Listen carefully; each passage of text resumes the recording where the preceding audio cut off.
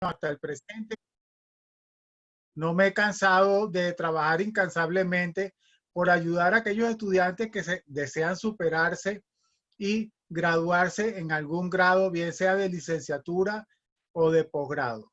En el día de hoy me voy a concentrar en esta conversación para hablarles del tema de la asesoría de los trabajos de grado en posgrado, sin dejar de recordar que muchas de las cosas que yo vaya a decir también se aplica a la tutoría de trabajos de grado.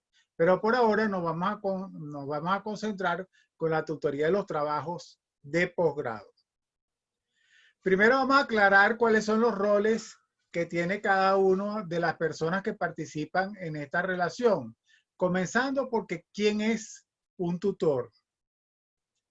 Un profesor tutor es un miembro del personal académico de una institución y en particular de un programa de posgrado que por su trayectoria académica está certificado para atender a estudiantes de posgrado durante este proceso de elaboración, desarrollo y escritura del trabajo de grado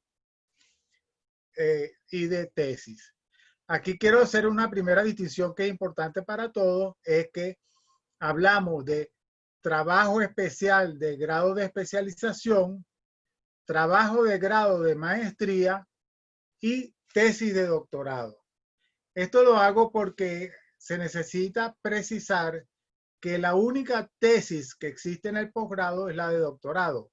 Genéricamente hablamos de las tesis en cualquiera de las áreas, en cualquiera de los niveles, pero no es así.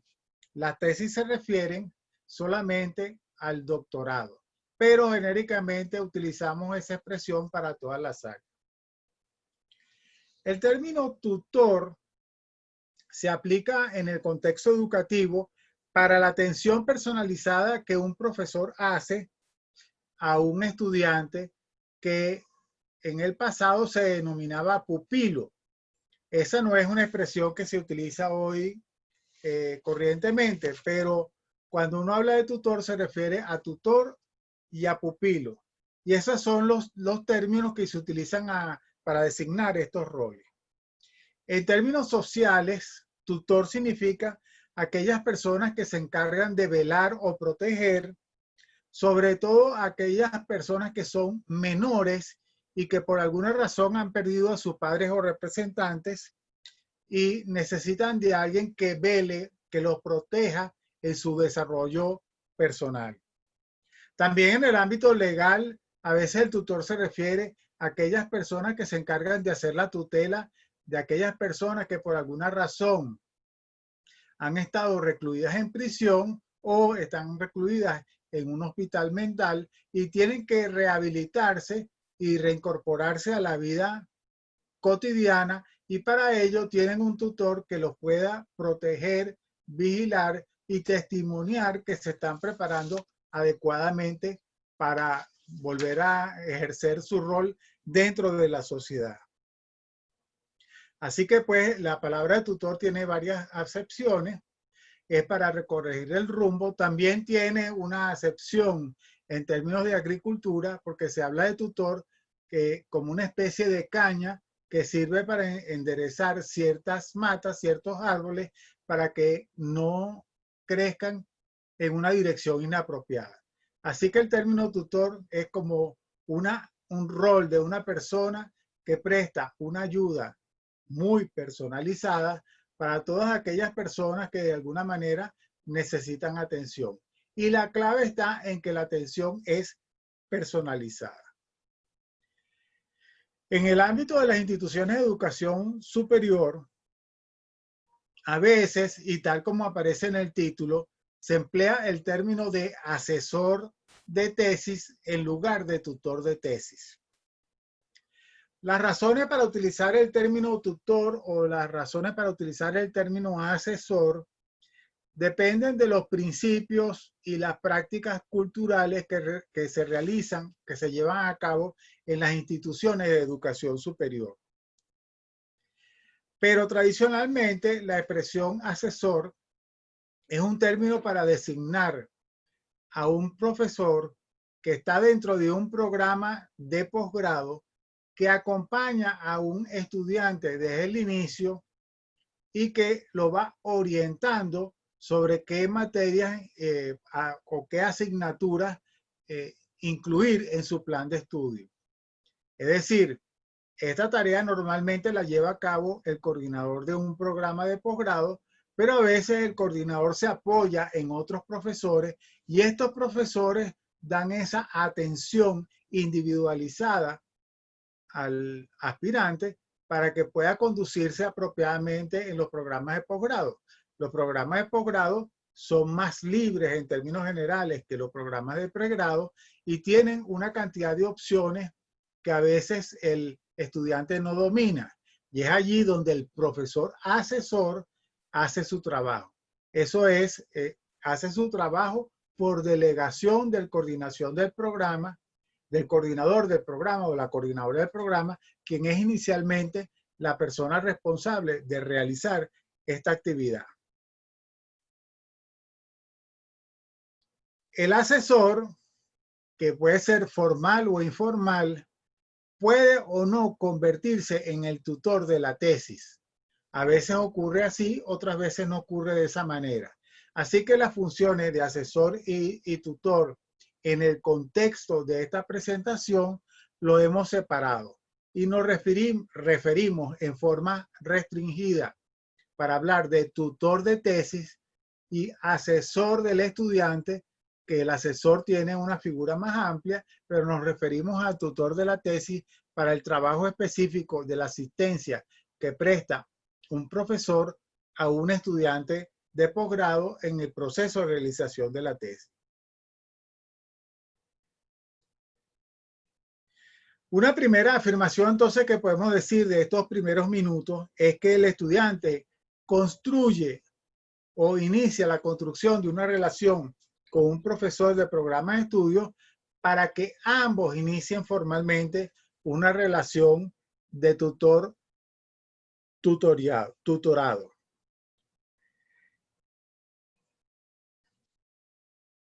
Normalmente hablamos libremente de la expresión tesistas de posgrado. Esta es una descripción genérica que realmente tendríamos que acotar porque, de nuevo, tesista se refiere únicamente al tesista que está haciendo su disertación de doctorado, porque el tesista es el que propone una tesis que va a ser defendida ulteriormente. Y eso se reserva para el programa de doctorado. Sin embargo, nosotros hemos extendido su uso en forma indiscriminada para hablar de todos los programas de posgrado, lo cual no es correcto. Así que hablamos de tesista y nos vamos a permitir también hacerlo aquí en este pequeño diálogo, pero realmente el tesista se refiere a los programas de doctorado. Hoy en día empleamos también con mucha frecuencia y con mucha ligereza la expresión tutoreado y tutoreada para referirnos a las personas a las cuales nosotros estamos apoyando en su tesis o en su trabajo de grado. Pero resulta que estos términos no existen en la Real Academia Española. Los utilizamos, pero no existen realmente en el idioma castellano. En el idioma castellano efectivamente existe la expresión tutoría, la expresión tutor o la expresión tutora, pero el verbo que nosotros debemos emplear apropiadamente es el de tutorar. Tutorar, repito, el verbo y la expresión es tutorar. Por tanto, cuando nos referimos a un estudiante al cual nosotros estamos haciendo tutoría, debemos referirnos a él como un tutorado o una tutorada. En términos más coloquiales, a veces hablamos de estos estudiantes como ahijados o protegidos, aunque la expresión protegido o protégé se refiere al uso de la relación entre el mentor y el protegido. Pero a veces hablamos, no, ese es mi ahijado de tesis, no, ese es mi ahijada de tesis, o ese es mi protegido en la tesis, o ese está dentro de mi grupo de investigación, es uno de mis ahijados. todo eso está bien. Y son expresiones coloquiales que nos ayudan a entender las relaciones que tenemos con nuestros estudiantes. Pero la expresión concreta es la expresión de hablar de tutoría, que es una asistencia personalizada al estudiante cuando está realizando su trabajo de grado, su trabajo especial de especialización, su trabajo especial de grado, trabajo de grado o tesis de doctorado. Y tenemos que hablar de tutorado o tutorada. Esto, claro, bueno, son precisiones que nos permitimos hacer en estos contextos académicos, pero la gente sigue empleando esos otros términos de manera informal. Pero repito, hablamos entonces de que con respecto al trabajo de grado, nosotros hablamos de profesor-tutor. A la relación le llamamos de tutoría, que es una relación personalizada en la cual un tutor ayuda a un tutorado o a una tutorada a completar exitosamente su trabajo de grado, trabajo especial de grado o tesis de doctorado. Una vez teniendo claro lo que es cada uno de los roles que cumplen estudiantes y profesores tutores dentro de un programa de posgrado, nos podemos referir entonces a cuál es el proceso que se lleva a cabo en esta relación. Y eso tiene varias fases en el proceso. Y la primera fase tiene un nombre que es curioso para mí, me imagino que también lo será para ustedes, y a esa fase nos referimos como la fase de encantamiento, que tiene que ver con la formulación del proyecto. El estudiante, mientras está desarrollando su programa, eventualmente entra a un proceso que se llama la de formulación de su proyecto de trabajo especial, de trabajo de grado o de tesis de doctorado. Dependiendo del programa en el que esté inscrito, este es un proceso que ocurre paralelamente a la completación de sus cursos formales o puede llevarse a cabo a través de unos seminarios especiales que se denominan genéricamente seminario de investigación, seminario de trabajo de grado. A veces son 2 seminarios, a veces un solo seminario, pero que ayudan o facilitan que el estudiante realice este proceso. Estos seminarios han sido creados porque si el estudiante es dejado sin ningún tipo de estructura para la formulación de su trabajo, es muy probable que abandone tempranamente y empiece a formar parte de las filas de lo que denominamos TMT o todo menos tesis. Quiere decir que son estudiantes que completan sus cursos, pero no son competentes para formular, completar y defender su trabajo de grado, su trabajo de doctorado. Es así como que los programas de distinta naturaleza y de los distintos niveles han incorporado algunos cursos, talleres o seminarios especiales que ayudan a los estudiantes, a los participantes, a formular sus proyectos. Este es un evento y un proceso muy importante, pues es el que puede hacer la diferencia entre que un estudiante se gradúe y otro que no lo haga. En estos seminarios especiales que llamamos seminarios de investigación o seminarios de trabajo de grado, se estimula a que el estudiante empiece a formular su marco referencial, o si es una tesis, su marco teórico, y que también diseñe el marco de investigación, llamado muchas veces marco metodológico o el método, para responder a las preguntas que se formulan, bien sea sus preguntas de investigación o preguntas de aplicación, que es en el caso de la especialización. Aquí pues tenemos que hacer esa distinción entre los programas que conducen a la generación de conocimiento, que son los programas de maestría y de doctorado, de los programas que son de aplicación profesional, que son los de especialización. Vamos a hablar primero, bueno, en este proceso, en esta primera fase, es el proceso de encantamiento o de seducción. ¿Y por qué lo denomino de esta manera? Porque en este proceso el estudiante intenta persuadir, convencer, seducir al profesor de que se convierta en su tutor. Pero ojo, el profesor va a tener que hacer un trabajo voluntario de esfuerzo inicial que no va a ser recompensado de ninguna manera, pues no existe una calificación formal para un profesor que esté ayudando a un estudiante en la formulación de ese proyecto. Solamente el profesor va a tener la distinción de profesor tutor después que la tesis ha sido aprobada. Y esto es o el trabajo de grado ha sido aprobado. Y este es un proceso que puede tomar un tiempo.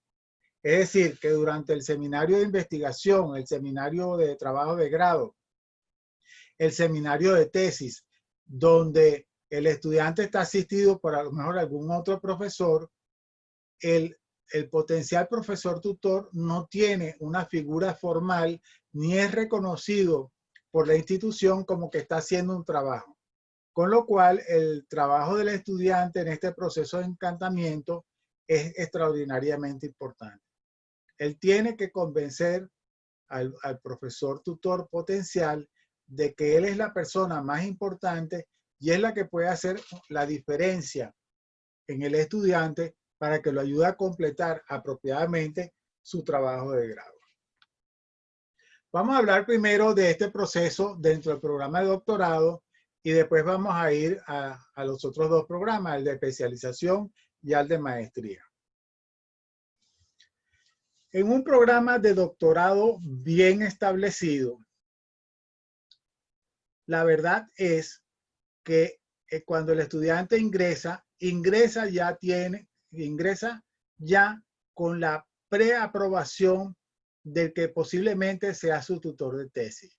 En otras palabras, en muchos estudiantes, en muchos programas de doctorado, quien decide en concordancia con la dirección del programa quién va a ingresar o no, es el propio tutor, porque es el propio tutor que va a decir, yo quiero que esta persona trabaje conmigo en esta línea de investigación, trabaje conmigo en este grupo de investigación, porque lo considero potencialmente una persona que nos va a ayudar a avanzar en el conocimiento de este determinado tema. Esto quiere decir que los programas de doctorado que están bien asentados ya cuentan con líneas de investigación bien definidas, con grupos de investigación con varios profesores y estudiantes, y es el nuevo estudiante el que se incorpora a esa línea, el que se incorpora a ese grupo de investigación y ya está como preparado su ingreso para un programa de investigación. Es allí donde el estudiante lo que hace es decidir si acepta la oferta que le está haciendo el tutor de incorporarse en el programa de doctorado, pero bajo las directrices de ese grupo de investigación, bajo la coordinación de ese director de línea de investigación o de grupo de investigación, y entonces el estudiante, en el caso del programa de doctorado que estamos hablando, bien establecido, ya desde el principio sabe cuál es el destino que va a tener y solamente va a tener que decidir dentro de la línea de investigación cuál es el problema o tema específico que va a trabajar.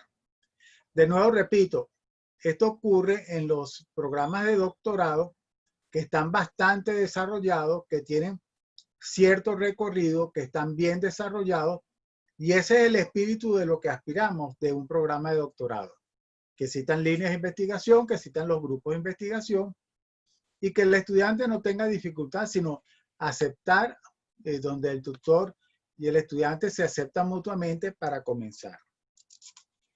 Pero hay muchos programas de doctorado que no tienen el desarrollo que estoy presentando. Y en esos programas lo que ocurre es que cuando el estudiante intenta incorporarse, él hace una propuesta de investigación.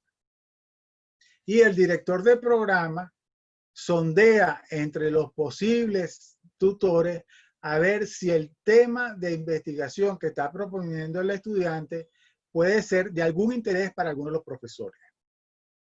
Aquí no entra directamente en un grupo, en una línea de investigación, pero sí el tutor potencial sabe que esta persona va eventualmente a incorporarse en su grupo de investigación.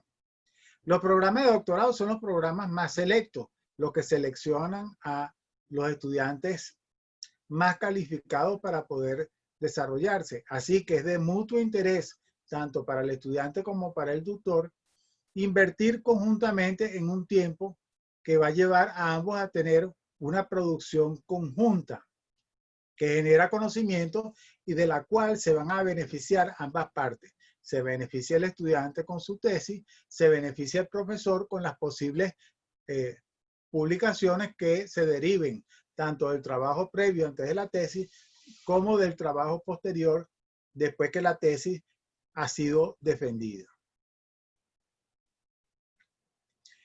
Esto que estoy hablando para los programas de doctorado y esta primera fase, pues no ocurre de la misma manera en los programas de maestría o en los programas de especialización. Aunque también debemos reconocer que hay algunos programas de maestría más instalados y unos programas de especialización también desarrollados. Pero aquí suele ocurrir otra cosa.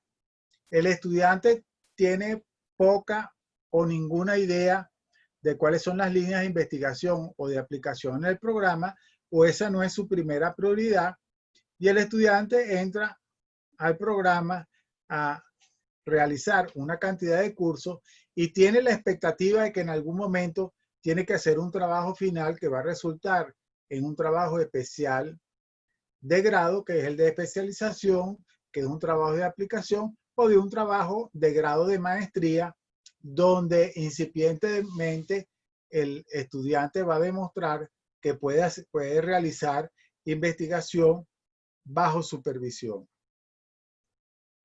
Mientras más desarrollado, mientras más instalado esté tanto el programa de maestría como el programa de especialización, estas líneas de investigación o líneas de aplicación van a estar más claras para el estudiante y van a ser más explícitas para el programa y para su producción. Por eso, buena parte de lo que ocurre en este trabajo final de grado que deben realizar los estudiantes está condicionado con la madurez del programa.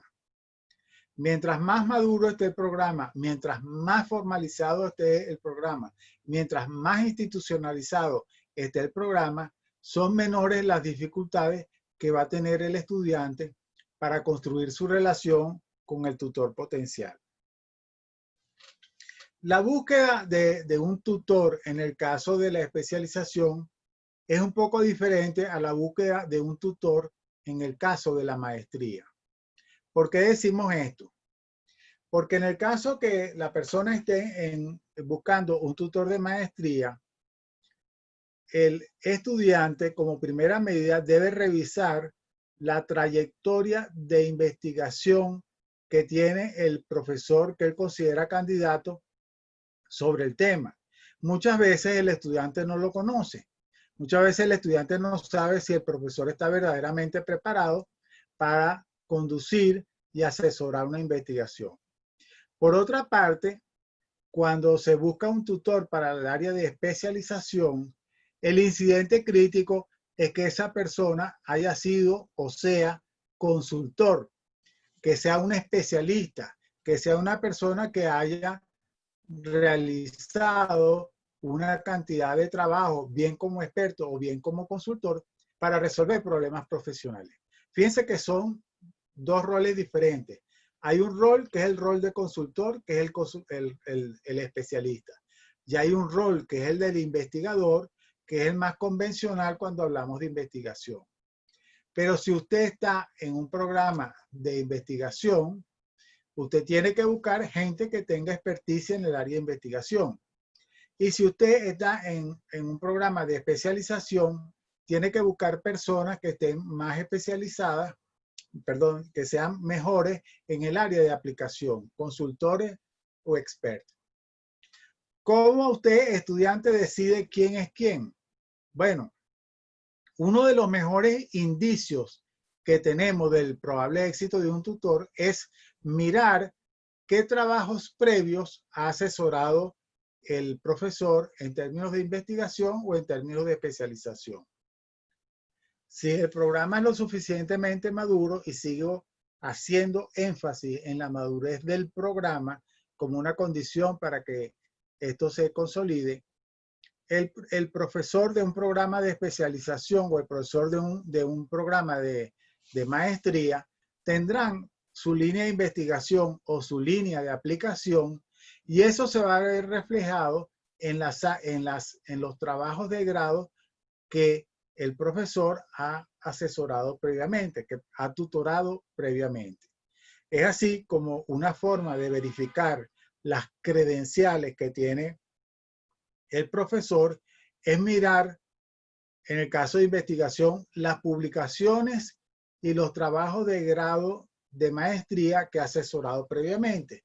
Y en el caso de los trabajos de aplicación, de especialización, es mirar cuáles trabajos de especialización esta persona ha tutorado previamente y las publicaciones en revistas profesionales del área. De esta manera, usted puede precisar con mayor acierto si ese profesor es potencialmente un tutor para un programa o para el otro. Es decir, usted como estudiante tiene que tener la previsión de revisar las credenciales del profesor antes de dirigirse a él para solicitarle su apoyo. Muchas veces el profesor o la profesora dedicada a hacer estos seminarios de investigación o seminarios de trabajo de grado tiene esas carteras de credenciales de los profesores que han participado en el programa y puede decirle a ustedes, mire, de acuerdo a lo que usted está proponiendo, bien como proyecto de especialización o bien como proyecto de maestría, sería mejor que usted contase con el apoyo inicial de tal profesor o de tal profesora. Entonces, podríamos resumir esta siguiente parte diciendo lo siguiente. Una vez que la persona ha ingresado al programa y está en este proceso de formular su proyecto de investigación, el estudiante, una vez que ha decidido cuál es el trabajo que quiere realizar, cuál es el proyecto que quiere llevar a cabo, el siguiente paso consiste en encantar. Eso quiere decir entusiasmar, motivar, hacer que el profesor se interese por el trabajo que uno va a realizar y hacer los contactos necesarios para que eso se lleve a cabo. Los estudiantes, no siempre muy maduros, la mayoría utiliza una forma muy convencional que es enviar a través de un correo el proyecto de investigación o solicitar un contacto a través del correo con el profesor, pero la mayoría lo que hace es enviar el proyecto por correo y solicitar al profesor si quiere, digamos, participar en esta iniciativa conjunta.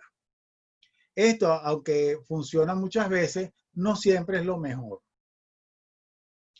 Las prácticas exitosas indican lo siguiente. El estudiante debe solicitar en lo posible una audiencia con el profesor, debería llevarle el documento escrito y hacer una presentación de 5 minutos, entre 2 y 5 minutos, que haga un resumen ejecutivo de su proyecto de trabajo especial de grado o su proyecto de trabajo de grado de maestría, para que el profesor se dé una imagen, se dé una idea de qué es lo que está en la mente del estudiante, qué es lo que está en la perspectiva del estudiante. Yo a mis estudiantes siempre les sugiero fuertemente preparar hacer esta presentación oral, porque es la oportunidad de convencer al potencial tutor de que uno sería un excelente candidato para trabajar con ese profesor.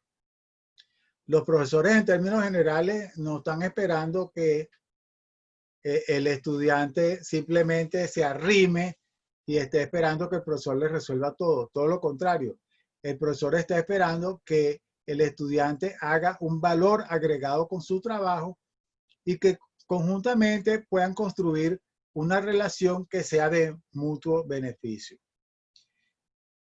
Así que una de las sugerencias que hago a los estudiantes en general es preparar el documento escrito.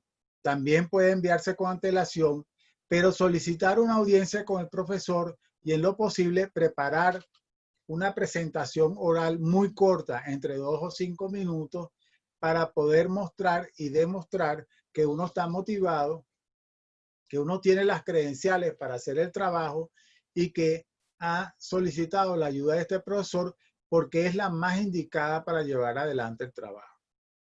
Y esa primera impresión, ese impacto inicial, puede terminar en un fin abrupto o ser el comienzo de una extraordinaria relación entre un estudiante y un profesor.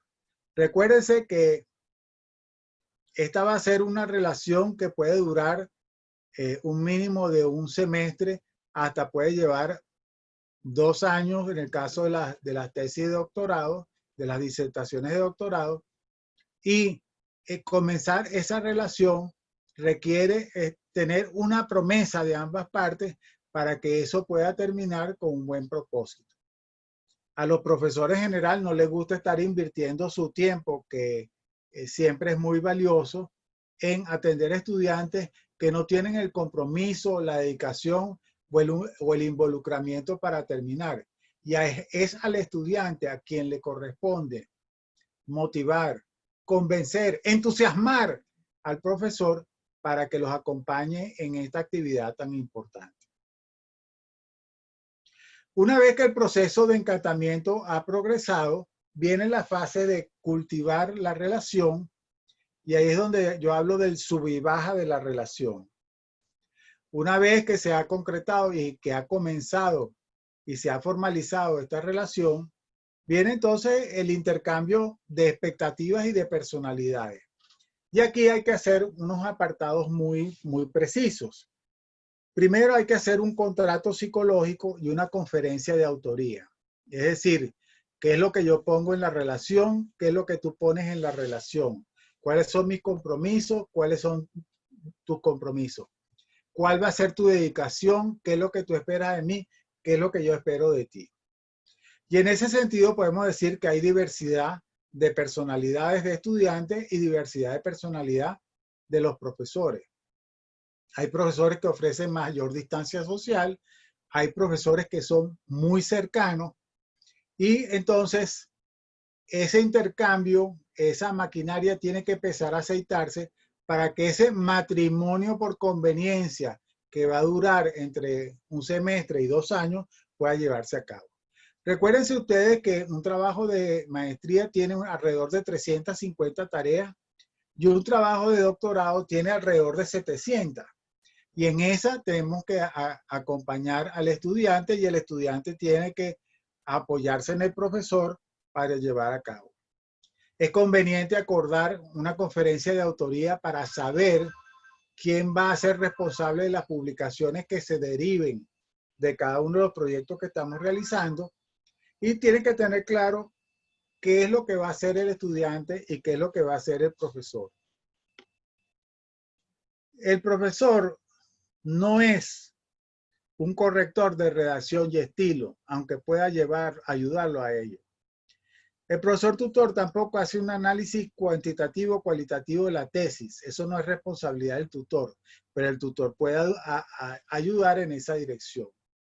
El tutor es una guía, es una orientación, es un faro, es un motivador para que el estudiante se desempeñe, pero no sustituye el trabajo del estudiante. Esto puede ser muy importante a la hora de concretar estos esfuerzos de compromiso de cada uno y de involucramiento a cada uno para el progreso de la investigación.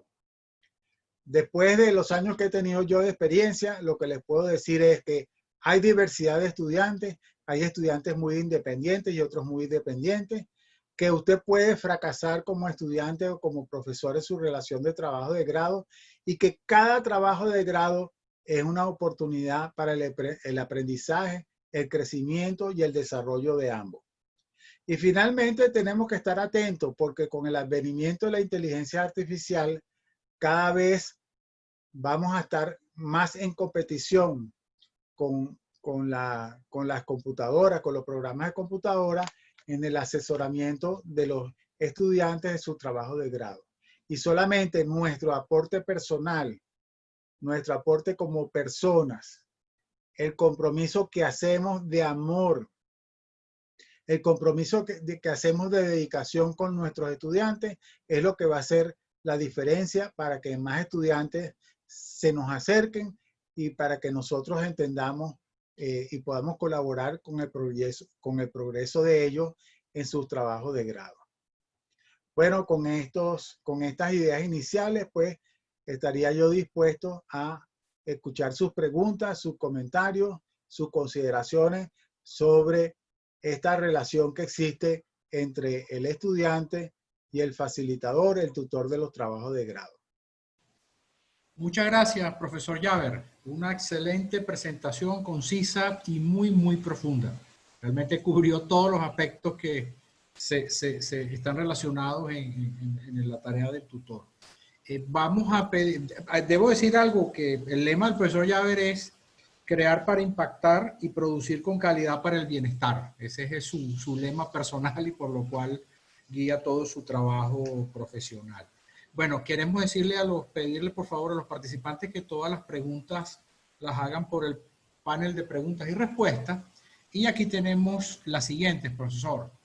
La señora Concepción Lorenzo de Leca nos pregunta, en el caso de un trabajo de ascenso, ¿es válido o recomendable tener un asesor o tutor? Muy buena pregunta la que hace la audiencia, la persona que ha hecho la pregunta. Quiero decirle lo siguiente. Eso depende de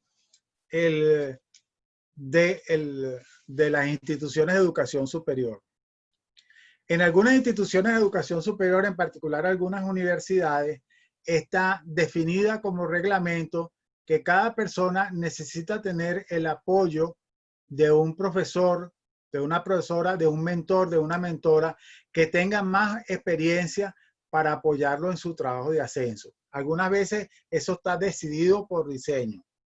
Otras veces las instituciones lo que hacen es, como hacemos en la Universidad Católica Andrés Bello, que ofrecemos talleres para apoyar a las personas para la producción de sus trabajos de ascenso o de la publicación de artículos para la producción de conocimiento. En términos generales, yo favorezco la primera iniciativa.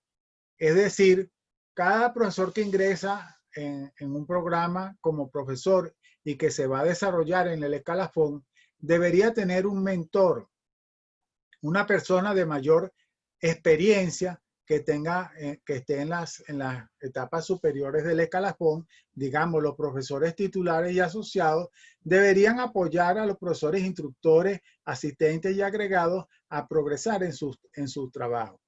Yo recomiendo altamente que si en su caso no existe esa política, que la persona pueda buscar ayuda, asistencia, colaboración, apoyo de profesores con más experiencia, sobre todo los más exitosos, para que puedan hacer sus trabajos de ascenso.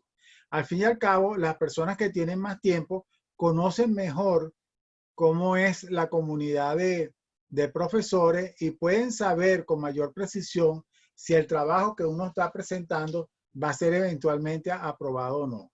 A veces, por falta de apoyo, las personas hacen unos trabajos que no están contemplados en los reglamentos o que no cumplen con las condiciones de un determinado nivel escalafonario y se estrellan, se frustran y hace que la persona se retraiga y no quiera volver a intentarlo. Por eso sí yo recomiendo el uso de mentores estén reglamentados o no, personas que están en la parte superior del escalafón para apoyar a los profesores que están ingresando o que tienen poca trayectoria académica. Y muchas gracias por la pregunta. El señor Jesús García nos hace dos preguntas. Primero, ¿de qué manera debe intervenir el tutor en la investigación para que tenga un científico académico real evitando el plagio? Bueno, aquí hablamos de cuáles son las experticias que debe tener un tutor. Y eso lo uno con una pregunta que tengo aquí, que un tutor debe dominar también la metodología del trabajo de investigación. En algunos programas se hablan de un tutor, pero también se habla del apoyo metodológico de la investigación. Quiere decir que a veces tenemos un tutor que vamos a llamar tutor de contenido, que domina muy bien el área a la que se refiere el trabajo, pero ese tutor a sí mismo no tiene el dominio del método para resolver el problema de la investigación. Aunque yo respeto eso, yo no lo comparto. Un buen tutor de un trabajo de grado debería tener experticia tanto en el contenido como en el método, porque se supone que él mismo ha sido investigador y ha progresado en su carrera.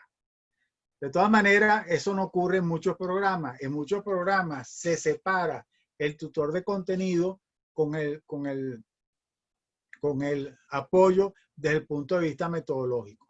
Y yo no quiero decir que eso sea malo, pero si el tutor de contenido no domina la parte metodológica, eventualmente puede estar aceptando un trabajo que no cumple con los requisitos que se piden desde el punto de vista metodológico. Personalmente me ha tocado tener que mandar a revisar tesis cuyo contenido está bien, pero cuyo método no ha sido lo más pertinente y ha sido en parte porque el tutor no domina los aspectos del método. En forma similar, esto ocurre con las tutorías de la especialización, donde a veces se habla del tutor académico y el tutor industrial. Es decir, el tutor académico de la especialización es el que está en la universidad y el tutor industrial es el que está en el sitio. No hay sustituto para el tutor académico. Un tutor académico de un trabajo de especialización debe también estar familiarizado con el trabajo de campo, con el trabajo que se realiza en la industria, en la organización que presta servicios, en la organización que produce bienes. Eso no quiere decir que la persona no pueda tener apoyos en la organización, pero si el tutor no conoce todo el panorama, muchas veces va a incurrir en errores por su falta de conocimiento. Esto demanda ciertamente que los tutores tengan una preparación muy completa. Y efectivamente, los tutores de contenido deben hacer un esfuerzo por apoyarse, no los estudiantes, sino ellos mismos, en aquellos trabajos donde el método no es su fortaleza y deben buscar los tutores apoyos ellos, no el estudiante únicamente. Muy bien.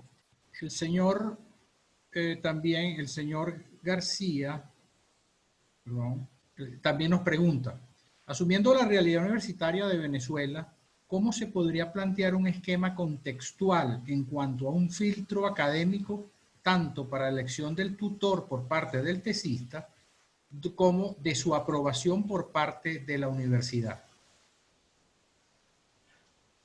Muy interesante la pregunta del señor García y esa es una de nuestras grandes preocupaciones. Mira, hace unos 20 años, una colega especialista en esta área escribió un libro que se llamaba Todo menos investigación, es la doctora Elizabeth Balarino. Y en aquel momento ella hacía denuncias sobre la debilidad de los programas de posgrado. Un programa de posgrado es más maduro en la medida que tenga suficientes controles para el ingreso de sus profesores y para el ingreso de sus estudiantes. Porque vamos a estar claros, no todos los profesores están habilitados para ser profesores de posgrado, ni todos los estudiantes están suficientemente preparados para ingresar a un programa de posgrado. ¿Qué es lo que ocurre en la realidad? Que muchas veces contratamos a profesores para los programas de posgrado porque dominan un contenido particular, pero que esos profesores no sirven para ser tutores, porque no están preparados en todo lo que se requiere de un profesor de posgrado para hacerlo. En la medida que el programa de posgrado es más maduro, va a contar con programas mejor, con profesores de mayor tiempo completo y que están preparados tanto en la parte de contenido como en la parte del método. Igualmente, en el espíritu de un programa de posgrado, debería ser que los profesores, que los estudiantes que ingresan son de tiempo completo. Pero todos sabemos que en Venezuela eso muy pocas veces, por decir nunca, ocurre. La mayoría de los estudiantes que ingresan al programa a tiempo parcial y su dedicación no es la esperada para un programa. Eso quizás pueda ser perdonable en los primeros niveles, pero en los estudiantes de doctorado deberían ser a tiempo completo, porque su dedicación y su esfuerzo es muy importante y debería hacerse a tiempo completo. Quizás la economía no da para eso, o no ha dado para eso en los últimos años, pero el éxito de los programas de posgrado radica en tener profesores, la mayoría de sus profesores a tiempo completo, tener estudiantes becados a tiempo completo y que juntos puedan construir conocimiento. Yo sé que eso no parecerá como el mundo de la fantasía, pero en las universidades y en los países donde los programas de doctorado son exitosos, por ejemplo, los estudiantes son a tiempo completo. No así, no siempre ocurre de la misma manera en la maestría y en la especialización. El otro punto que habría que destacar aquí es lo que puede hacer la política pública a este respecto. En Venezuela existe una política pública de que no se puede comenzar un programa de posgrado si no tiene las condiciones iniciales. Ese se llama la calidad de inicio. Y por ahora todavía no es obligatorio la acreditación de los programas de posgrado, es decir, la calidad de desempeño. Pero eventualmente tendríamos que aprobar una política pública en que los programas necesitan acreditarse y para ello someterse a un proceso de evaluación por pares que haga verificar si el programa, después que ha sido aprobado inicialmente, ha logrado los resultados que se ha esperado en términos de egresado, en términos de su producción de investigación, en términos de su producción, en términos de aplicación. Aquí tenemos que alinear entonces la política pública de educación superior en materia de posgrado para elevar progresivamente el nivel de los programas donde se produzca la investigación que requerimos para desarrollarnos y las aplicaciones que requerimos también para hacer que la producción industrial, el mejoramiento de los servicios y de la atención que se le presta a la población sea la más apropiada. Resumiendo entonces, se necesita fortalecer la política pública para exigir la acreditación de los programas de posgrado una vez que ellos han sido aprobados inicialmente y también procurar que en los programas de posgrado esté un personal realmente que tenga las credenciales apropiadas para servir a los estudiantes que ingresan y hacer mejores procesos de selección para escoger aquellos candidatos que realmente cumplan con los requisitos para ser exitosos en su programa de posgrado. El señor Douglas Bravo nos pregunta, buenas tardes, ¿es conveniente que el tutor sea el presidente del jurado examinador? En términos generales, el tutor no debe ser miembro del jurado. Lo que además todavía se discute es si el tutor debería ser parte del jurado final del trabajo. Aquí yo sí tengo una distinción con algunos colegas. El presidente del jurado no puede ser no puede ser el tutor porque hay una serie de procedimientos que hay que llevar a cabo en donde puede interferir los intereses del tutor con los intereses de la institución. Así que en la medida de lo posible, el presidente del jurado nunca debe ser el tutor.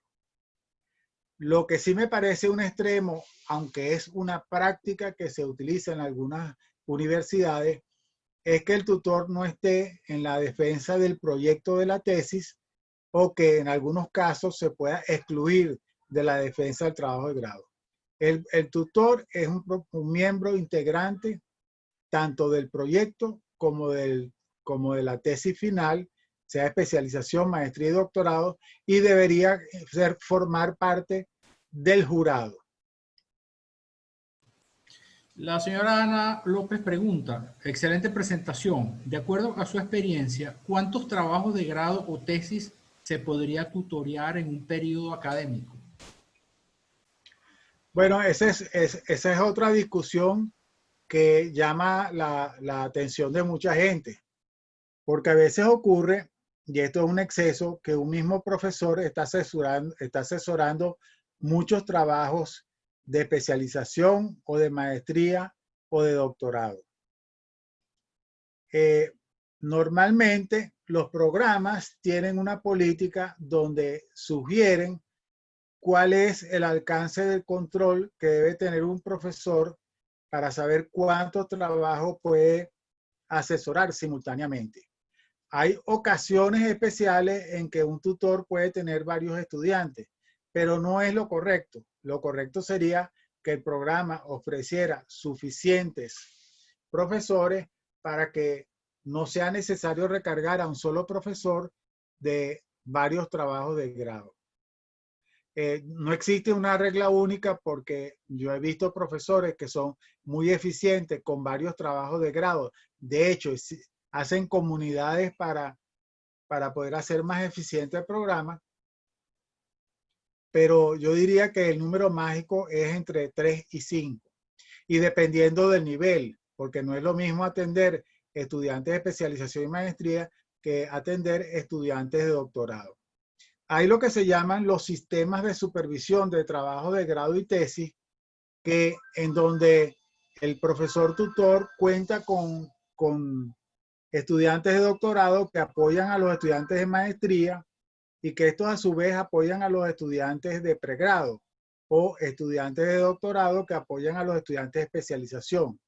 En esos sistemas participa más de un profesor simultáneamente en la supervisión de los trabajos y es ahí donde teniendo esas comunidades de grupos de investigación es posible multiplicar los esfuerzos que se hacen. Estas comunidades virtuales o reales de profesores y estudiantes han demostrado su éxito y permiten incorporar a varios estudiantes simultáneamente, siempre y cuando existan varios profesores simultáneamente.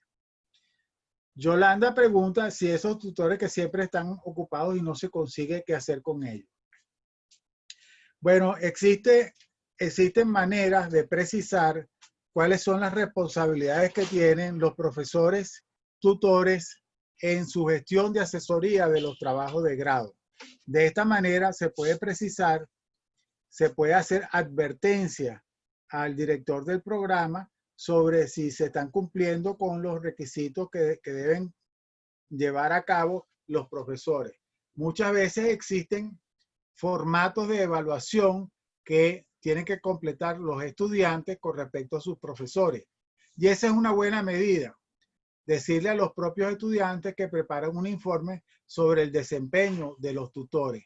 Como también es pertinente decir que los profesores deberían hacer también informes de desempeño de los estudiantes durante sus trabajos de grado, porque con el paso del tiempo puede ocurrir en situaciones donde el trabajo no va bien, en que hay acusaciones mutuas de que el profesor se queja del estudiante y el estudiante se queja del profesor y no existe un acuerdo ni se pueden establecer cuáles son las responsabilidades. Es decir, los mecanismos para los cuales se pueda obtener el feedback del desempeño de profesores y estudiantes en los trabajos de grado es sumamente importante. Y muchas veces hay que descartar profesores porque su desempeño durante los trabajos de grado no ha sido el apropiado, siempre y cuando se establezcan estos parámetros específicos de evaluación del desempeño de los tutores y de los estudiantes. Muy bien. La profesora María Gabriela Cuevas lo felicita por su exposición y hace las siguientes preguntas. ¿En qué consiste la conferencia de autoría? ¿Cuáles suelen ser las dificultades cuando este paso no se cumple adecuadamente? ¿Puede compartir más reflexiones en torno a esas labores a las que no debe limitarse la labor del tutor, corrector de estilo, redacción, persona que se hace análisis cuantitativo cualitativo del trabajo? Si el trabajo final no tiene bien pulido esos aspectos, no queda comprometido el nombre del tutor. Muy bien, excelente pregunta la que hace María Gabriela. Vamos a comenzar con la conferencia de autoría y eso nos lleva a un problema espinoso que existe en las universidades sobre quién tiene la autoría de las publicaciones luego que se termina una tesis. En algunas comunidades académicas se sostiene que las tesis de doctorado y los trabajos de grado son de exclusiva responsabilidad del estudiante. Por tanto, el profesor no tiene injerencia en ninguna de las publicaciones posteriores a la tesis. Ese es un extremo de la perspectiva de lo que se piensa de lo que es un trabajo de doctorado. El trabajo de doctorado es, por cierto, el trabajo más independiente, donde el aspirante tiene que demostrar su experticia como investigador. Ese es un extremo. En el otro extremo se establece que el trabajo del doctorado, si bien es una responsabilidad del estudiante, es un esfuerzo colaborativo. Inclusive en algunos casos el doctor es el que ofrece la idea de investigación al estudiante. Por eso es que la conferencia de autoría previa a la producción de la investigación establece qué publicaciones antes de la tesis o qué publicaciones después de la tesis pueden ser compartidas. Es de recordar que la tesis en su conjunto no puede ser publicada más allá de lo que hace una institución, pero partes de la tesis pueden ser publicadas en forma de artículos de revistas de investigación. Es allí donde se discute la autoría. Y puede haber trabajos previos a la tesis que forman alguna parte de la tesis, pero no son centrales en su contenido, que son también de colaboración entre profesor y estudiante. ¿Cuál es el peor escenario? Uno de los peores escenarios es que se termine la tesis, el tutor no dice nada, pero publica los resultados de la tesis en nombre del estudiante, sin poner el nombre del estudiante. Y eso es un error. Hace algunos años, cuando yo era decano de posgrado de una universidad pública, hicimos un esfuerzo de investigación para verificar las publicaciones que hacían los profesores, sobre todo en las áreas de doctorado y de maestría. Y lo que se demostró es que si de 100 publicaciones, del 100% de las publicaciones, al menos el 50% eran publicaciones conjuntas entre el tutor y el estudiante de doctorado. Vale decir que el estudiante de doctorado, sobre todo el estudiante de doctorado y el de maestría, también crece en su reputación si publica al lado de su tutor. Ese es un valor agregado para el estudiante. Por eso es que un estudiante se puede sentir muy orgulloso al decir, yo publiqué con mi tutor. Pero eso, en rigor, tiene que ser discutido al comienzo de la relación con el profesor. Y además, tiene que estar consensuado con el grupo de profesores del programa, porque en algunas comunidades científicas, pues eso no se acepta. Pero eso hay que tenerlo claro antes de comenzar a hacer el trabajo y dentro del contrato psicológico que tiene que hacer el estudiante con el profesor. Yo afirmo que los profesores no son correctores de estilo, pero sí advierten de las modificaciones de estilo y de las confusiones en la redacción que tienen los estudiantes, porque esa es una ayuda altamente especializada y no es responsabilidad de un tutor ayudar al estudiante a mejorar su redacción. Es importante que él indique o señale que es importante mejorar la redacción, pero esa ayuda la tiene que buscar al estudiante en otra parte, porque si no, lo que está ocurriendo es que el profesor está haciendo la redacción del trabajo del estudiante. Así que ahí al profesor le corresponde indicar cuáles son las mejoras en partes de la tesis o en toda la tesis que sean necesarias, pero no le corresponde estar haciendo la redacción, porque termina siendo la redacción del profesor y no la del estudiante. Hay algunos profesores, algunos tutores que son más compulsivos y se dan a la tarea de corregir los puntos y las comas de un documento. Pero en términos generales, lo que se espera es que el profesor haga la sugerencia correspondiente y que el estudiante, si se siente que no puede con ese trabajo, pueda buscar ayuda de correctores de estilo y de redacción del lenguaje correspondiente. En este caso, sería el de castellano.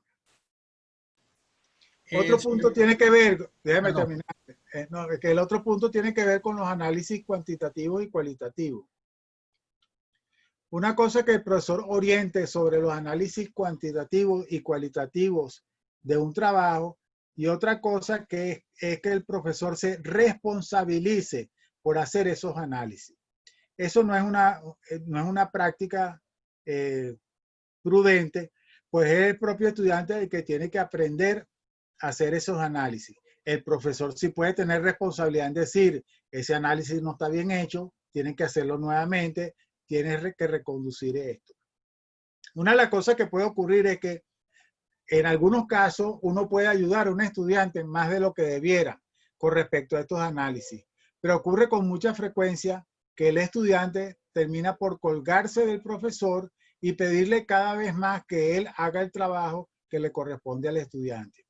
Y ese vicio hace que los estudiantes después eventualmente ni siquiera puedan hacer una defensa apropiada de su trabajo de tesis y sean evidentemente reprobados porque no tienen la experticia para hacerlo. Así que el profesor muy bien puede denunciar cuando hay problemas de estilo, cuando hay problemas de redacción, cuando los análisis no son los apropiados, pero no debe ser él que los haga. Tiene que la persona agenciarse otros recursos para completarlo. El señor Douglas Bravo pregunta, ¿cuáles son los límites en investigación? ¿Hasta dónde debe llegar cada trabajo de pregrado y posgrado, de acuerdo a la originalidad del mismo? En el caso de posgrado, los linderos están muy bien definidos por la normativa nacional al respecto. Un trabajo de especialización es un trabajo que ayuda a resolver un problema profesional. No es un trabajo de investigación científica, es un trabajo de investigación aplicada que procura tres cosas.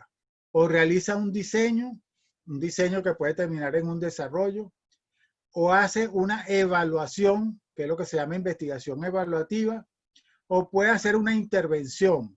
Un ejemplo típico de esto es la investigación-acción. Así que la investigación y desarrollo, la investigación evaluativa y la investigación-acción son las formas más conocidas de investigación aplicada para resolver problemas profesionales. Y es hasta allí donde llega el trabajo del especialista. Puede ocurrir que como resultado de esos trabajos se descubra algo de conocimiento, pero no es el propósito, no es el ímpetu que tiene ese programa.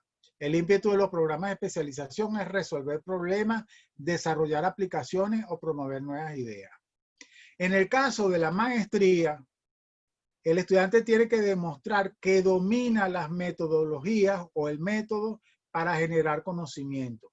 No se le pide que haga una investigación original, en ningún caso. En el caso de doctorado es el requisito más alto. Tiene que demostrarle al estudiante dos cosas.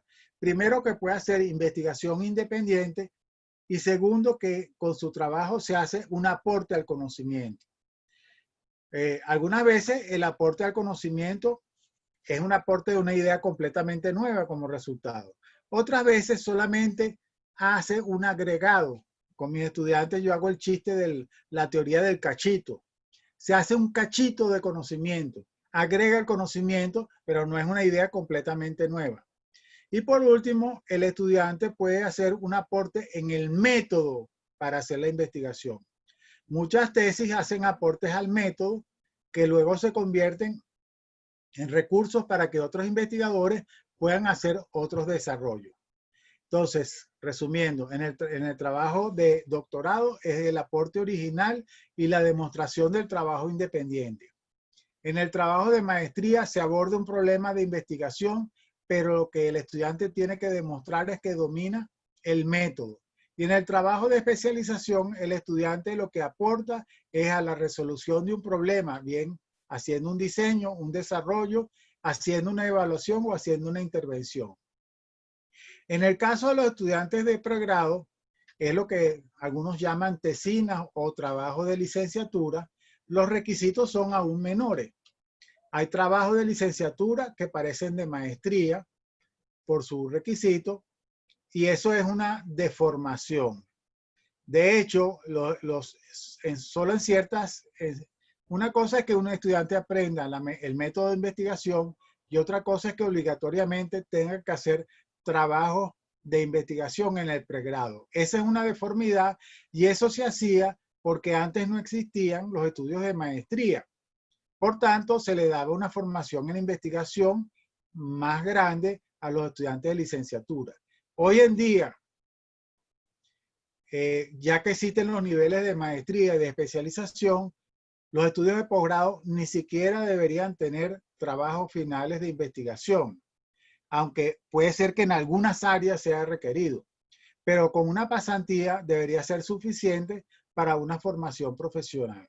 Por supuesto que en esto no están de acuerdo muchas personas, pero yo particularmente soy partidario de que los estudios de pregrado sean de 4 años y que al final el estudiante demuestre su integración en una pasantía y solo en casos muy especiales hagan lo que se llaman tesis de honor, para aquellos estudiantes que sean verdaderamente destacados y sustituyan este requisito de la pasantía por una tesis. Pero en rigor, en el pregrado, aunque debemos formar a la gente en investigación, no debería ser en requisito. En el caso de la maestría, pues hacer su trabajo de grado de maestría. En el caso del trabajo especial de grado, resolver un problema y donde se espera que se haga una contribución es en la tesis de doctorado. El señor José Albornoz nos pregunta, a veces es difícil encontrar al tutor asesor que tenga el perfil indicado. ¿Qué se hace en estos casos? Bueno, algunas veces ocurre que el tutor no es especialista en el contenido.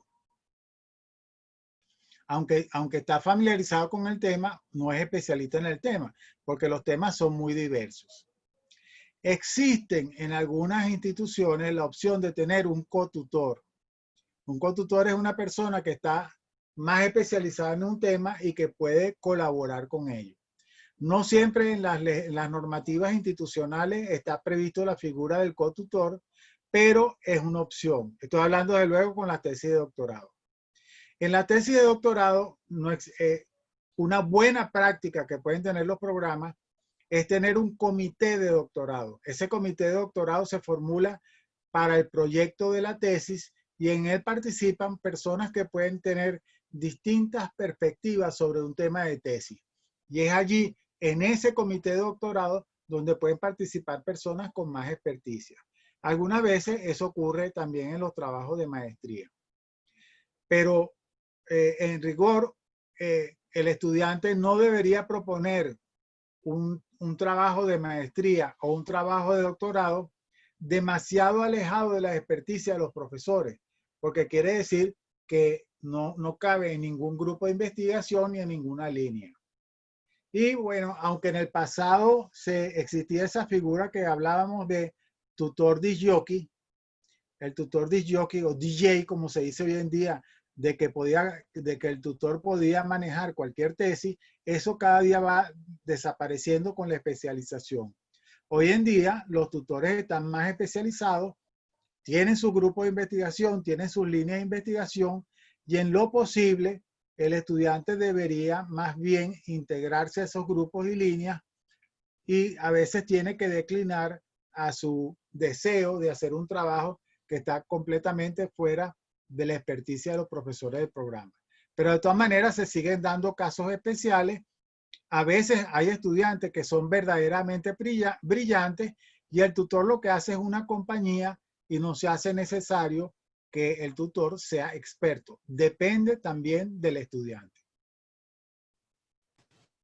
Fran nos pregunta, hola profesor, buenas tardes. En el caso de los trabajos de grado de maestría, ¿qué tipo de investigación se aplicaría? ¿La científica? Ciertamente, en los trabajos de maestría, la investigación es científica. Aquí tengo que hacer una acotación para el caso de Venezuela. En el caso de Venezuela existe solamente maestría por investigación y lo que se llama, lo que sería especialización profesional es el equivalente en otros países de lo que es la maestría profesional. Pero la sociedad y los aspirantes a veces quieren tener una maestría, pero una maestría profesional, y esa modalidad todavía no ha sido aprobada. Me encuentro dentro de las personas que son partidarias de hacer dos cosas, dos asuntos: declarar la figura de la maestría profesional y declarar también la figura del doctorado profesional. Y me paso a explicar. Por ejemplo, en otros países se habla de maestría de investigación en el área o se habla de maestría profesional en el área. Por ejemplo, la figura de Master of Arts o Master of Science son las figuras de maestría de investigación. Pero a veces la maestría se denomina, por ejemplo, el magíster en administración de negocios. MBA no es una maestría de investigación, es una maestría profesional, pero tiene muchísima reputación, el MBA. Igualmente existe el DBA, que es el doctorado en administración de negocios. Esos son títulos profesionales de alta reputación. Lo que ocurre en Venezuela es que solamente aceptamos la denominación de especialista, y eso es sobre todo siguiendo las especialidades médicas, y solamente tenemos el doctorado por investigación. No debo dejar de reconocer que en Venezuela existen muchas maestrías que lo que hacen es investigación aplicada o trabajo que podríamos considerar como especializaciones. Ya este es un problema de acreditación del programa y de especificarlo más.